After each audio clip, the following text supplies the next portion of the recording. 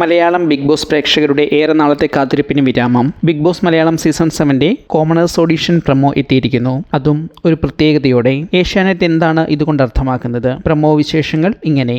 വീഡിയോയിലേക്ക് കടക്കും മുമ്പ് ഈ വീഡിയോ ഇഷ്ടമായാൽ ലൈക്ക് ചെയ്യാൻ മറക്കരുത്.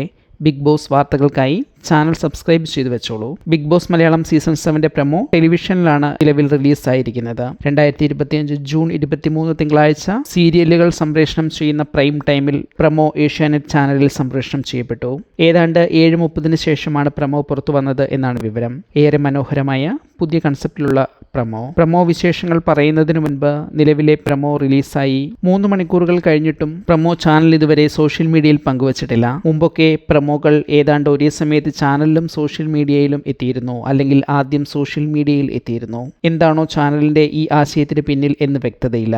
കോമണേഴ്സ് പ്രമോ അവതരിപ്പിക്കുന്നത് മുൻ കോമണർ മത്സരാർത്ഥി റസ്മിനാണ് എന്നതാണ് ഒരു പ്രധാന ആകർഷണം. കോമണേഴ്സ് പ്രമോയിലെ സ്പോൺസർ മൈജിയാണ്. അതുകൊണ്ട് തന്നെ ഈ വർഷത്തെ കോമണേഴ്സ് കണ്ടസ്റ്റന്റ് പേര് Bigg Boss myG big entry എന്നാണ്.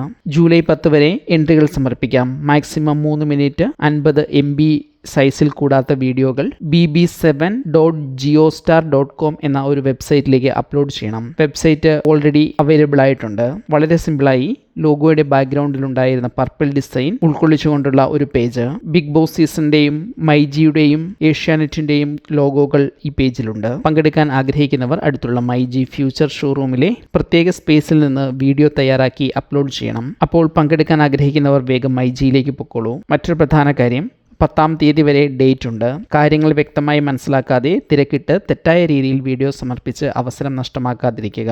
പ്രമോയുടെയും അപ്ലോഡ് ചെയ്യുന്നതിൻ്റെയും കൂടുതൽ വിവരങ്ങളുമായി മറ്റൊരു വീഡിയോയിലെത്താം. പ്രമോ നിങ്ങൾ കണ്ടോ, ഇഷ്ടപ്പെട്ടോ എന്ന് കമൻറ്റ് ചെയ്യൂ.